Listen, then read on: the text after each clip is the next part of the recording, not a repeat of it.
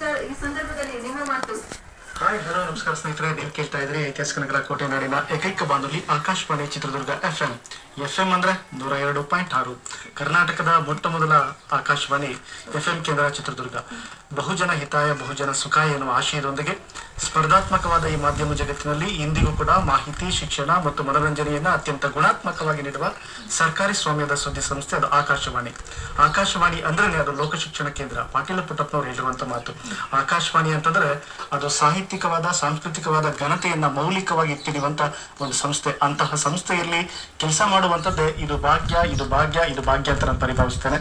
ಹಾಗಾಗಿ ಆಕಾಶವಾಣಿ ಒಂದಿನ ನಂಟು ಮತ್ತು ಅನುಭವಗಳೇನಿದೆಯಲ್ಲ ಅದು ಜ್ಞಾನ ವಿಸ್ತರಣೆಗಿರುವಂತಹ ಮಹತ್ವದ ವೇದಿಕೆ ಅನ್ನೋದು ಖಂಡಿತ ಆಶಯ ಆಗ್ತದೆ ಮೇಡಮ್. ಹಾಗಾಗಿ ಈ ಆಕಾಶವಾಣಿಯ ಸಂಸರ್ಗದಲ್ಲಿ ಹಲವಾರು ಸಾಹಿತಿಗಳು, ಬರಹಗಾರರು, ಲೇಖಕರು, ಚಿಂತಕರು ಇವರೆಲ್ಲರನ್ನು ಕೂಡ ಒಳಗೊಳ್ಳುವಂತ, ಅವರ ಜೊತೆ ಮುಖಾಮುಖಿಯಾಗುವ, ಮಾತಾಡುವ, ಸಂದರ್ಶಿಸುವ, ಸಂವಹನ ಮಾಡುವಂತ ಅವಕಾಶವನ್ನು ಆಕಾಶವಾಣಿ ಕೊಟ್ಟಿದೆ.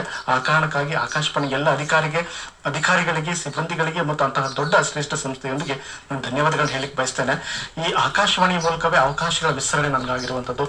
ರಾಷ್ಟ್ರಪತಿ ಕಾರ್ಯಕ್ರಮಗಳಲ್ಲಿ ಭಾಗವಹಿಸಿದ್ದೇನೆ, ಗೃಹ ಸಚಿವರ ಕಾರ್ಯಕ್ರಮಗಳಲ್ಲಿ ಭಾಗವಹಿಸಿದ್ದೇನೆ, ಸರ್ಕಾರದ 100ರ ಕಾರ್ಯಕ್ರಮಗಳಲ್ಲಿ ಭಾಗವಹಿಸಿದ್ದೇನೆ. ಅದೆಲ್ಲದಕ್ಕೂ ಕೂಡ ಮೂಲವಾದಂತ ವೇದಿಕೆಯನ್ನು ಒದಗಿಸಿಕೊಟ್ಟಿದ್ದು ಆಕಾಶವಾಣಿಗೆ. ಹಾಗಾಗಿ ಆಕಾಶವಾಣಿ ನಾನು ಎಂದೂ ಕೂಡ ಚಿರೋಣಿ, ಅಧಿಕಾರಿಗಳು ಕೂಡ ಚಿರೋಣಿ. ಆಕಾಶವಾಣಿಯಿಂದ ನಂಟು ಹೀಗೆ ಇರಲಿ ಎಂದು ಪರಿಭಾವಿಸ್ತೇನೆ. ಹೆಸರಾಯಿತು ಕರ್ನಾಟಕ, ಉಸಿರಾಗಲಿ ಕನ್ನಡ. ಧನ್ಯವಾದಗಳು ತಮ್ಮ ಪ್ರತಿಕ್ರಿಯೆಗಾಗಿ. ಓಕೆ, ಧನ್ಯವಾದ ನವೀನ್ ಮಸ್ಕಲ್. ನಿಮ್ಮ ಜರ್ನಿ ಹೀಗೆ ಸಾಕ್ತಾ ಇರಲಿ. ಆಕಾಶವಾಣಿ ಒಟ್ಟಿಗೆ, ಚಿತ್ರದುರ್ಗ ಆಕಾಶವಾಣಿ ಒಟ್ಟಿಗೆ ನಿಮ್ಮ ಜರ್ನಿ ಹೀಗೆ ಸಾಕ್ತಾ ಇರಲಿ. ಸಾಕಷ್ಟು ಕಾರ್ಯಕ್ರಮಗಳನ್ನ ನೀವು ಮಾಡಿ ಅಂತ ಆಶಿಸ್ತಾ ಧನ್ಯವಾದ.